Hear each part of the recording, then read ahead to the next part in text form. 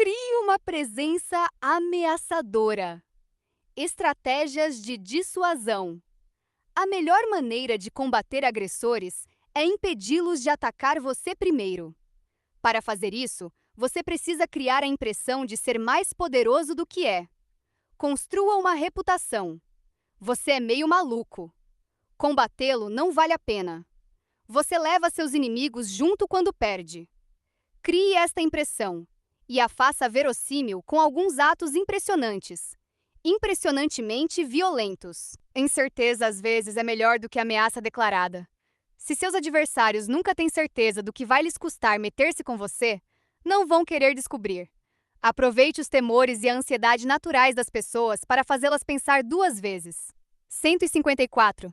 Estratégia: desintimidação reversa. Na vida, inevitavelmente você vai se ver enfrentando pessoas que são mais agressivas do que você. Gente maliciosa, desumana, que está determinada a conseguir o que quer. Combatê-las de frente, em geral, é tolice. Lutar é o que elas sabem fazer melhor, e além disso, são inescrupulosas.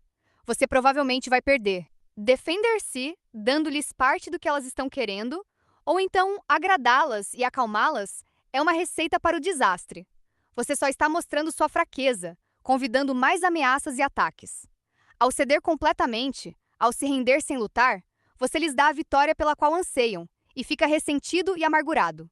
Pode também se tornar um mau hábito, o caminho da menor resistência ao lidar com uma situação difícil. Em vez de tentar evitar o conflito ou ficar se queixando da injustiça de tudo isso, considere uma opção desenvolvida ao longo dos séculos por líderes militares e estrategistas para lidar com vizinhos violentos e gananciosos: a intimidação reversa. Esta arte de dissuasão baseia-se em 3 fatos básicos sobre guerra e natureza humana. Primeiro, as pessoas tendem mais a atacá-lo se o virem como fraco ou vulnerável. Segundo, elas não podem ter certeza de que você é fraco. Elas dependem dos sinais que você dá, com seu comportamento tanto passado quanto presente. Terceiro, elas estão atrás de vitórias fáceis, rápidas e sem derramamento de sangue. É por isso que atormentam os fracos e vulneráveis. Dissuasão é apenas virar esta dinâmica ao contrário, alterando qualquer percepção de você como fraco e ingênuo, e enviando a mensagem de que batalhar com você não será tão fácil como eles pensavam. Isto, em geral, se faz tomando uma atitude visível que confundirá os agressores e os fará pensar que se enganaram. Talvez você seja mesmo vulnerável, mas eles não têm certeza. Você está disfarçando sua fraqueza e os distraindo. A ação tem muito mais credibilidade do que meras ameaças ou palavras inflamadas. O revide, por exemplo, mesmo pequeno, simbólico, mostrará que você está falando sério. Com tantas outras pessoas ao redor que são tímidas e fáceis de atormentar, é bem provável que o agressor recue e vá procurar outra pessoa. Esta forma de guerra defensiva é infinitamente aplicável às batalhas da vida diária. Contentar as pessoas pode ser tão debilitante quanto lutar contra elas. Dissuadi-las, assustá-las para que não ataquem você ou fiquem em seu caminho, vai economizar energia e recursos valiosos. Para dissuadir agressores, você precisa ficar perito em blefes, manipulando as aparências e as percepções que eles têm de você. Habilidades preciosas que podem ser aplicadas a todos os aspectos da guerra diária. E, finalmente, ao praticar a arte conforme for necessário, você vai criar para si mesmo uma reputação de alguém que é firme, alguém digno de respeito e de um pouquinho de temor. Os obstrucionistas passivo-agressivos que tentam desestabilizá-lo veladamente também pensarão 2 vezes antes de atacá-lo. Se sua organização tem poucos funcionários, então faça o que Gideon fez. Deixe seus funcionários no escuro, mas levante uma algazarra que faça quem ouvir acreditar que sua organização é mais numerosa do que é na realidade. Lembre-se sempre da primeira regra da tática de poder. Poder não é só o que você tem, mas o que o inimigo pensa que você tem. Rules for Radicals, Saul D. Alinsky, 1972. Estratégia 10, 1555. A seguir, temos 5 métodos básicos de dissuasão e intimidação reversa. Você pode usá-los todos na guerra ofensiva, mas eles são particularmente eficazes na defesa, para os momentos em que você se encontra vulnerável e atacado. Eles são extraídos das experiências e escritos dos maiores mestres na arte. Surpreender com uma manobra ousada. A melhor maneira de esconder sua fraqueza e blefar fazendo seus inimigos desistirem do ataque é tomar uma atitude inesperada, ousada, arriscada. Talvez eles pensassem que você era vulnerável e agora você está agindo como alguém corajoso e confiante. Isto terá dois efeitos positivos. Primeiro, eles tenderão a pensar que seu movimento está sustentado por algo real. Eles não imaginarão que você possa ser tão tolo a ponto de fazer algo ousado só por efeito de demonstração. Segundo, eles começarão a ver forças e ameaças em você que não haviam imaginado. Reverter a ameaça. Se seus inimigos o veem como alguém que pode ser empurrado de um lado para o outro, vire a mesa com um movimento repentino, por menor que seja, destinado a assustá-los. Ameace algo que eles valorizem. Atinja-os onde você sente que eles possam ser vulneráveis e que isso machuque. Se ficarem furiosos querendo atacá-lo, recue por um momento e depois os atinja novamente quando não estiverem esperando. Mostre que você não tem medo deles e que é capaz de uma crueldade que não tinham visto em você. Não precisa exagerar, causa apenas uma dorzinha. Envie uma mensagem curta e ameaçadora para indicar que você é capaz de coisas muito piores. Parecer imprevisível e irracional.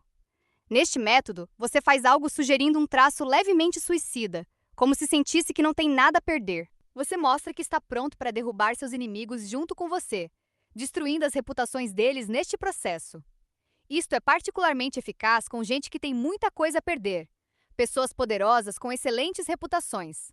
Derrotá-lo vai sair caro, e talvez signifique a autodestruição. Isto vai tornar a luta contra você muito pouco atraente. Você não está agindo emocionalmente. Isso é sinal de fraqueza. Você está simplesmente sugerindo que é um pouco irracional e que seu próximo movimento poderia ser qualquer coisa. Adversários malucos são assustadores. Ninguém gosta de lutar contra pessoas imprevisíveis que nada têm a perder. Tirar proveito da paranoia natural das pessoas. Em vez de ameaçar abertamente seus adversários, você pode tomar uma atitude que seja indireta e destinada a fazê-las pensar. Isto poderia ser usando um intermediário para eles enviar uma mensagem, para contar alguma história perturbadora sobre o que você é capaz de fazer. Ou talvez você inadvertidamente os deixe espioná-lo, só para escutarem algo que deveria lhes dar motivo para preocupações. Fazer seus inimigos pensarem que descobriram que você está tramando um contramovimento é mais eficaz do que lhes dizer isso você mesmo. Faça uma ameaça e talvez tenha de cumpri-la, mas fazer com que pensem que você está trabalhando traiçoeiramente contra eles é outra história. Quanto mais velada a ameaça e a incerteza que você gera, mais a imaginação deles irá consumi-los e mais perigoso parecerá atacar você. Criar uma reputação assustadora. Esta reputação pode ser por várias coisas. Ser difícil, teimoso, violento, de uma eficiência sem piedade. Monte essa imagem ao longo dos anos e as pessoas recuarão diante de você, tratando-o com respeito e um pouco de medo. Por que ser um obstáculo ou discutir com alguém que mostrou que vai lutar até o fim? Alguém estratégico, mas impiedoso? Para criar esta imagem. De vez em quando você pode ter de bancar um pouco o cara grosseiro, mas no final ela terá sido uma forma de dissuasão suficiente para tornar estas ocasiões raras. Será uma arma ofensiva, sujeitar as pessoas por temor antes mesmo que elas o conheçam. De qualquer maneira, você precisa criar sua reputação com cuidado, não deixando nenhuma incoerência. Qualquer furo neste tipo de imagem a tornará inútil. Machucar todos os 10 dedos de um homem não é tão eficaz quanto cortar fora um deles. Mao Tse-tung. Dissuasão e intimidação reversa na prática. Primeiro, em março de 1862, menos de um ano depois do início da Guerra Civil Americana, a situação dos confederados parecia sombria. Eles tinham perdido uma série de batalhas importantes, seus generais estavam discutindo, o moral estava baixo e recrutas eram difíceis de encontrar. Percebendo a grande fragilidade do Sul, um grande exército da União, sob o comando do Major-General George B. McClellan, dirigiu-se para a costa da Virgínia, planejando marchar dali na direção oeste para Richmond, a capital do Sul. Havia tropas confederadas suficientes na área para retardar o exército de McClellan por 1 ou 2 meses. Mas espiões sulistas relataram que tropas da União estacionadas perto de Washington estavam para ser transferidas para a marcha sobre Richmond. Se estas tropas alcançassem McClellan, e o próprio Abraham Lincoln as havia prometido, Richmond estava condenada, e se Richmond caísse, o Sul teria de se render. O General Confederado Stonewall Jackson estava baseado no Vale Shenandoah, na Virgínia, chefiando 3.600 homens, um grupo esfarrapado de rebeldes que ele havia recrutado e treinado. Sua tarefa era apenas defender o fértil vale contra um exército da União na área. Mas ponderando sobre o desenvolvimento da campanha contra Richmond, ele viu a possibilidade de algo muito maior.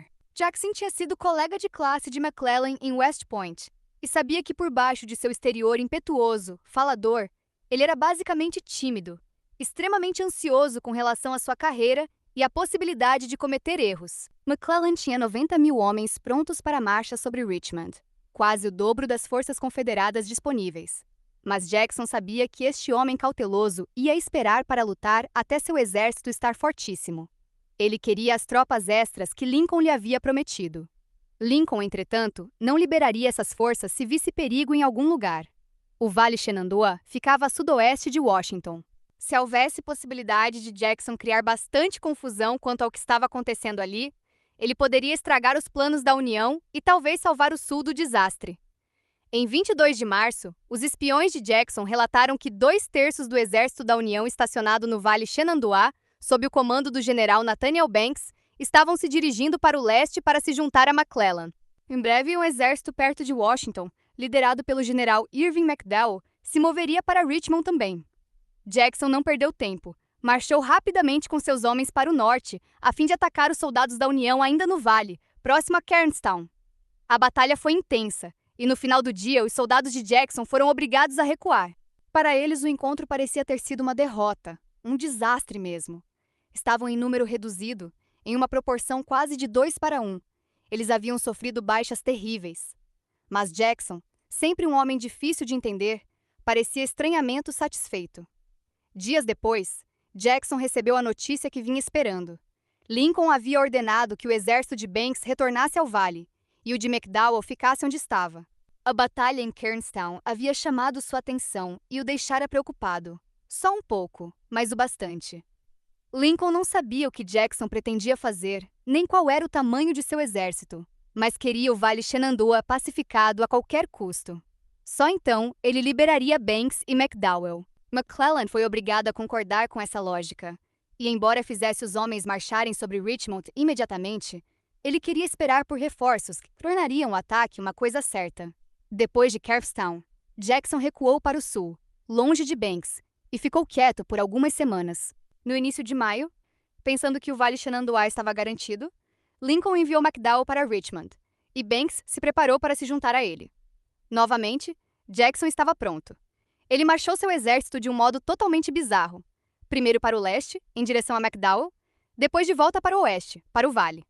Nem mesmo seus próprios soldados sabiam o que ele estava fazendo. Desorientado com estas estranhas manobras, Lincoln imaginou, mas não tinha certeza, que Jackson estava marchando para combater McDowell. Mais uma vez, ele suspendeu a marcha para o sul de McDowell, manteve metade do exército de Banks no vale e mandou a outra metade para ajudar McDowell a se defender de Jackson. De repente, os planos da União, que tinham parecido tão perfeitos, estavam desbaratados. Suas tropas espalhadas demais para se apoiarem mutuamente. Agora, Jackson atacou para valer. Ele se associou com outras divisões confederadas na área, e no dia 24 de maio, marchou sobre o exército da União, agora dividido e perigosamente reduzido, que restara no vale. Jackson dobrou para seu flanco e marchou em retirada para norte até o rio Potomac. Sua perseguição deste exército disseminou uma onda de pânico por toda Washington. Este agora temido general, comandando forças que parecia terem dobrado de tamanho da noite para o dia, estava seguindo direto para a capital. O ministro da Guerra, Edwin Stanton, telegrafou aos governadores do norte para alertá-los da ameaça e da necessidade de concentrarem as tropas para a defesa da cidade.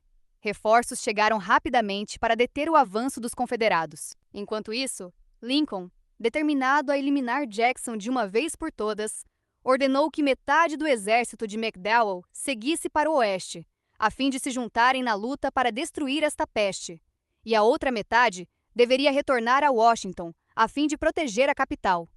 McClellan só pôde concordar.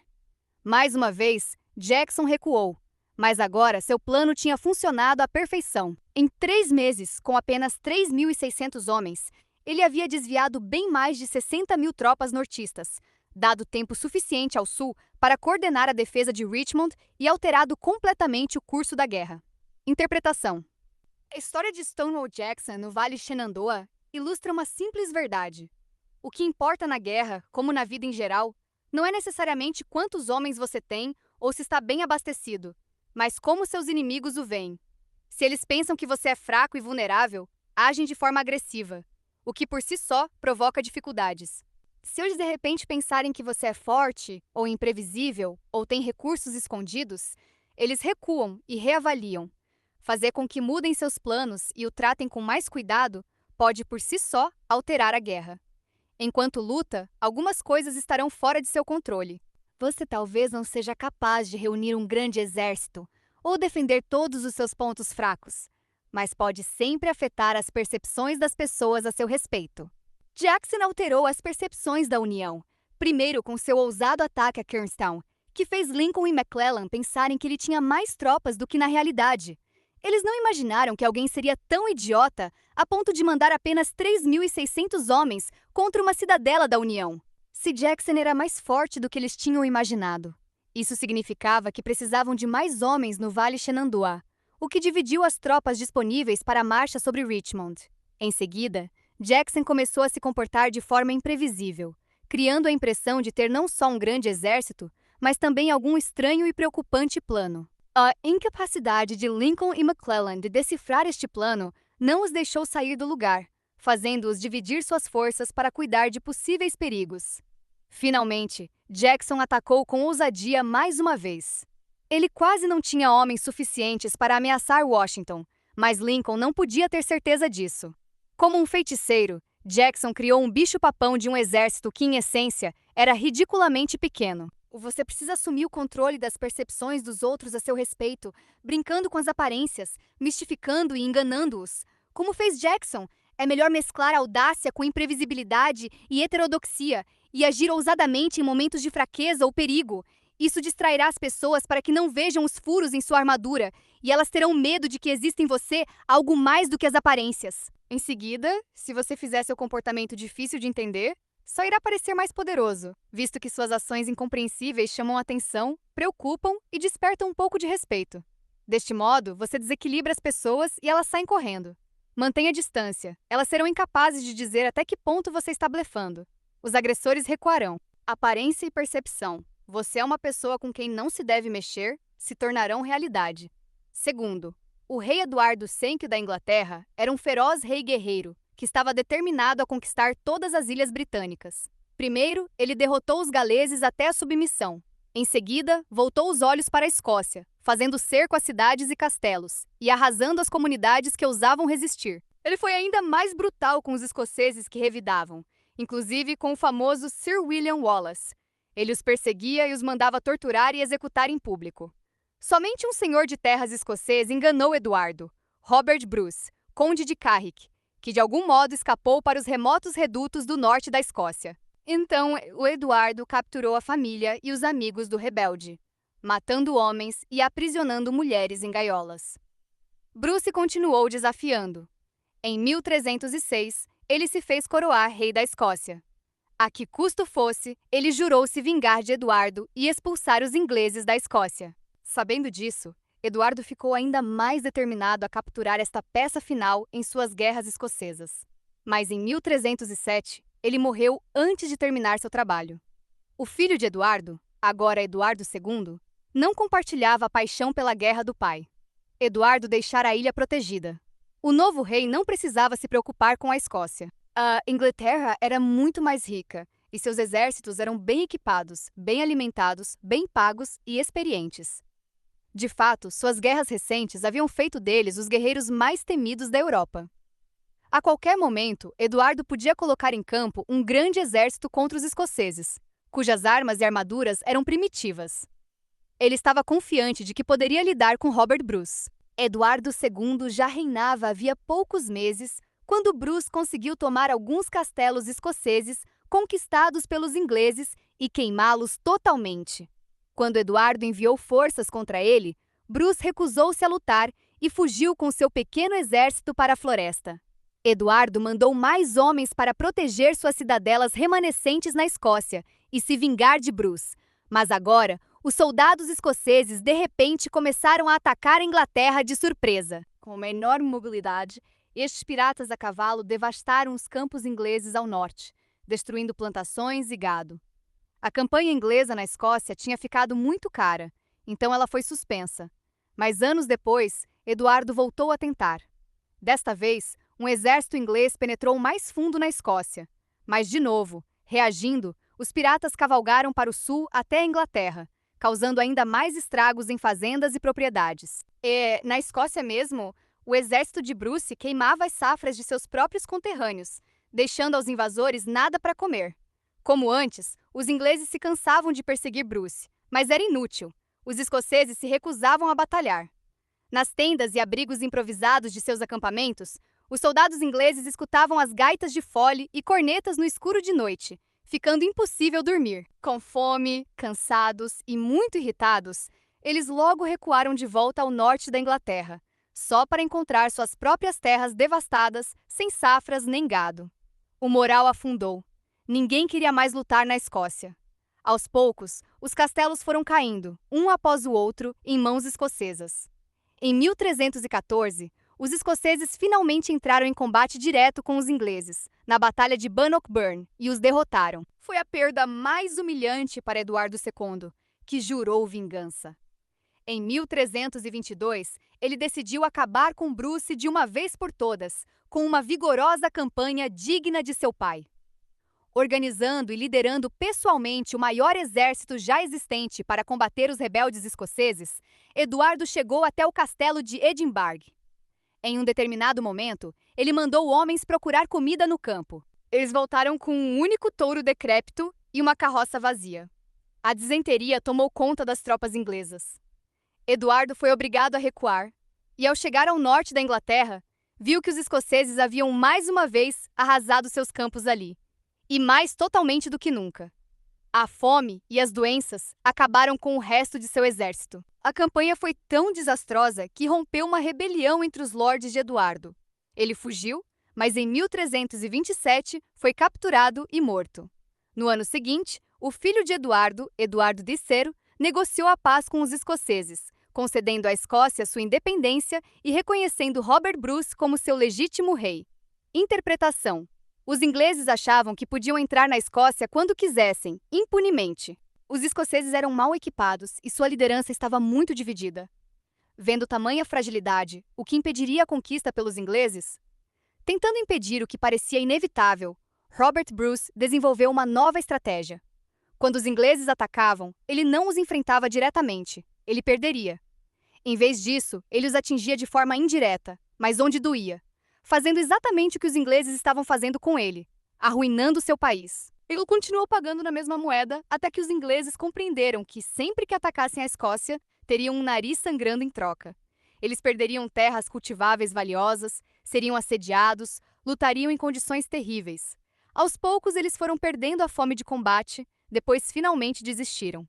A essência dessa estratégia de dissuasão é a seguinte: quando alguém o atacar ou ameaçar, você deixa claro que essa pessoa sofrerá em troca. Ele ou ela talvez seja mais forte, talvez seja capaz de vencer batalhas, mas você fará com que pague por cada vitória. Em vez de enfrentar essa pessoa diretamente, você fere algo que ela valorize, algo perto de casa.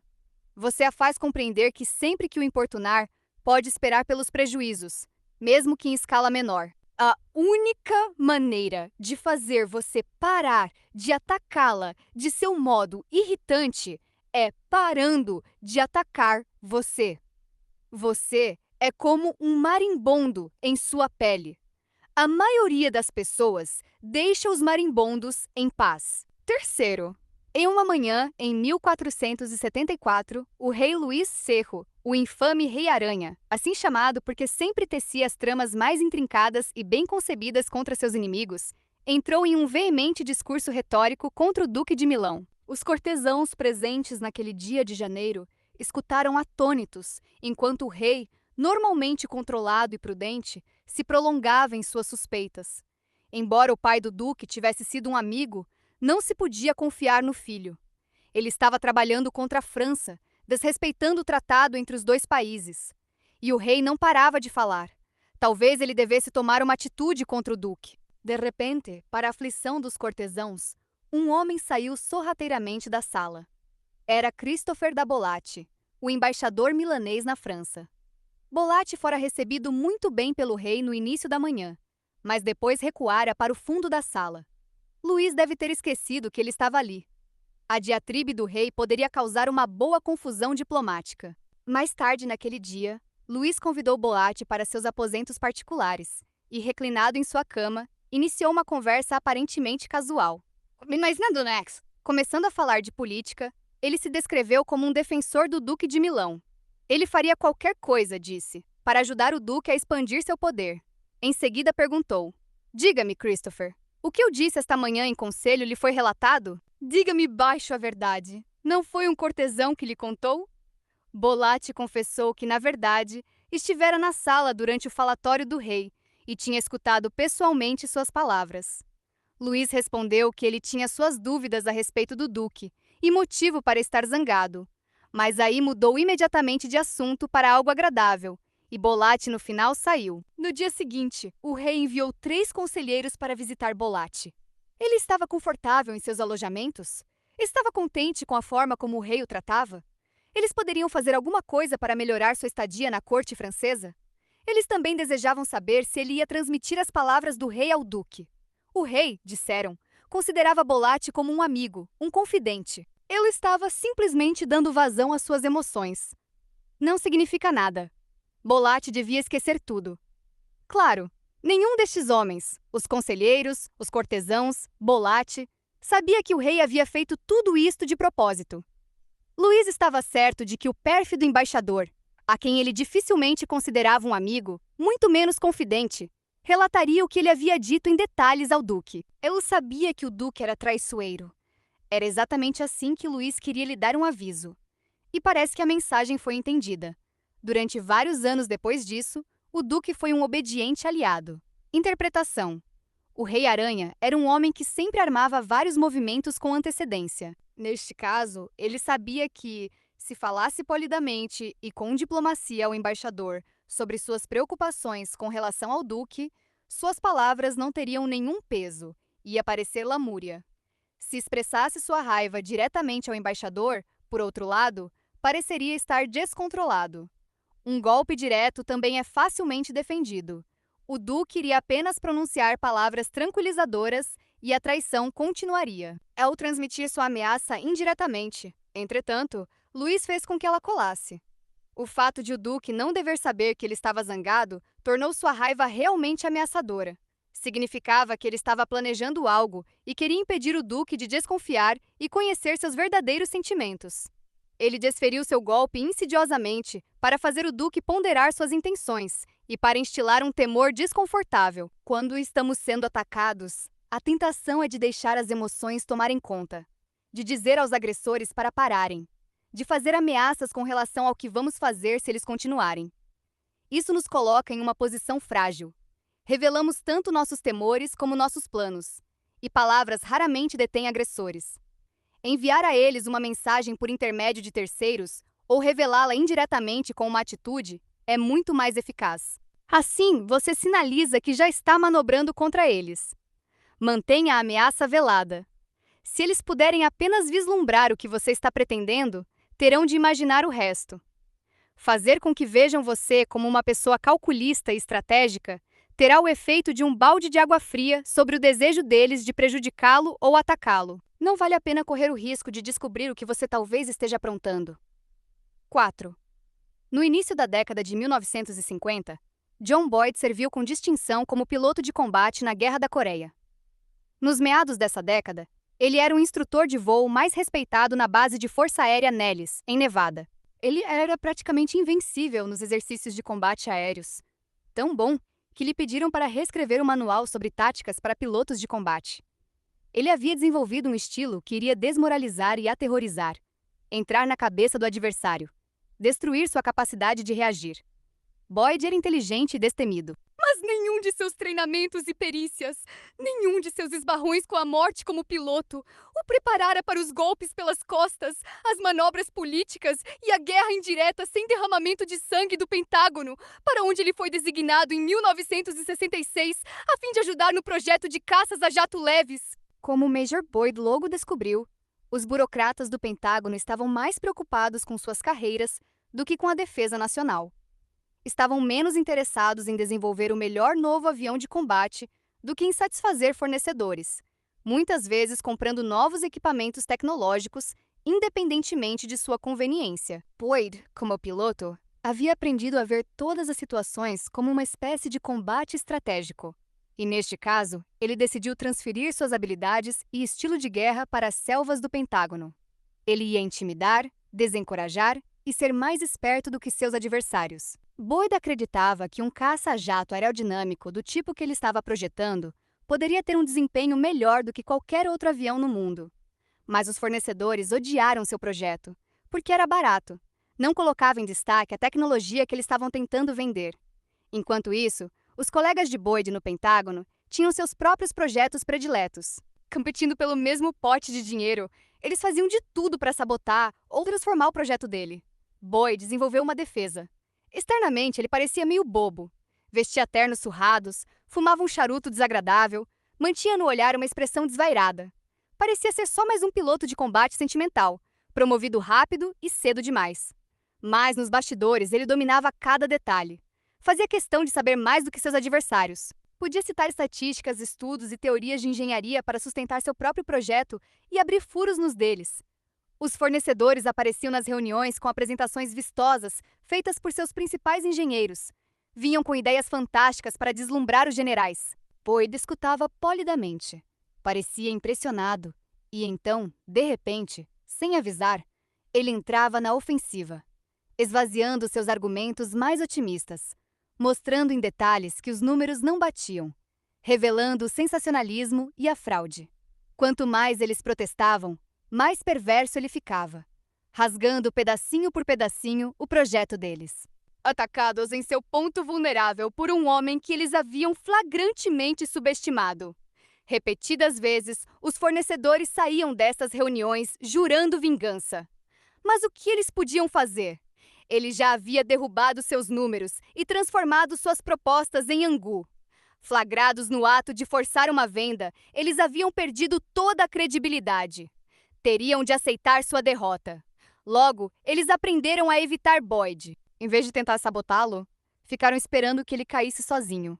Em 1974, Boyd e sua equipe haviam concluído o projeto de um jato no qual estavam trabalhando, e cuja aprovação parecia certa. Mas parte da estratégia de Boyd tinha sido construir uma rede de aliados em diferentes partes do Pentágono. E estes homens lhe disseram que havia um grupo de generais com 3 estrelas que odiava o projeto e estava planejando sua derrota. Eles o deixariam fazer uma apresentação para vários oficiais na cadeia de comando. Todos aprovariam. Em seguida, haveria uma última reunião com os generais, que afundariam o projeto conforme vinham planejando o tempo todo. Tendo chegado até esse ponto, entretanto, ia parecer que o projeto tinha recebido uma audiência justa. Além de sua rede de aliados, Boyd sempre tentava se certificar de que tinha pelo menos um defensor poderoso. Isso, em geral, era fácil de encontrar. Em um ambiente político como o Pentágono, sempre havia algum general ou outro oficial poderoso descontente com o sistema e feliz em ser o protetor secreto de Boyd. Agora, Boyd invocou seu mais poderoso aliado, o secretário de Defesa James Schlesinger, e conseguiu sua aprovação pessoal para o projeto. Depois, em uma reunião com os generais, de quem ele poderia dizer estarem no íntimo, se vangloriando porque finalmente o haviam apanhado, Boyd anunciou: "Senhores, estou autorizado pelo secretário de Defesa a informá-los de que esta não é uma reunião para decisão. Este resumo tem apenas o propósito de informar. O projeto, ele disse, já tinha sido aprovado." Ele continuou fazendo sua apresentação, alongando-se ao máximo possível, retorcendo a faca enfiada nas costas deles. Queria que eles se sentissem humilhados e atentos para não se meterem com ele novamente. Como um piloto de combate, Boyd aprendera a pensar em vários movimentos antes de seus adversários, sempre com o objetivo de surpreendê-los com alguma manobra aterrorizante. Ele incorporou esta estratégia às suas batalhas burocráticas. Quando um general lhe dava uma ordem que era nitidamente destinada a arruinar os planos para seu jato leve, ele sorria, concordava e dizia: Senhor, cumprirei essa ordem com satisfação, mas quero que o senhor a coloque por escrito. Generais gostavam de emitir comandos verbalmente, em vez de colocá-los no papel como uma forma de se protegerem caso as coisas não dessem certo. Apanhado desprevenido, o general teria de desistir da ordem ou negar o pedido de colocá-la por escrito, o que, se tornado público, seria horrível para sua imagem. De um modo ou de outro, ele estava amarrado. Depois de vários anos lidando com Boyd, generais e seus favoritos aprenderam a evitá-lo. E a seus charutos fedorentos, suas ofensas verbais, suas táticas traiçoeiras, como uma praga. Com esse amplo espaço de manobra, ele foi capaz de fazer seus projetos para o F-15 e o F-16 passarem pelo processo quase impossível do Pentágono, deixando uma marca permanente na Força Aérea ao criar dois de seus mais famosos e eficazes caças a jato. Interpretação: Boyd percebeu logo que seu projeto não era popular no Pentágono e que ele enfrentaria a oposição de todos os escalões, de alto a baixo. Se tentasse lutar com todos, enfrentar todos os fornecedores e generais, ele se esgotaria e ia se queimar. Boyd era um estrategista do mais alto nível. Suas ideias mais tarde teriam uma importante influência na Operação Tempestade no deserto. E um estrategista jamais ataca força contra força. Em vez disso, ele sonda as fragilidades do inimigo. E uma burocracia como o Pentágono inevitavelmente tem fraquezas, que Boyd soube localizar. As pessoas no Pentágono queriam agradar e ser aceitas. Eram pessoas políticas, cautelosas com suas reputações. Eram também muito ocupadas e não tinham muito tempo a perder. A estratégia de Boyd era simples. Ao longo dos anos, ele criaria fama de ser difícil, até desagradável.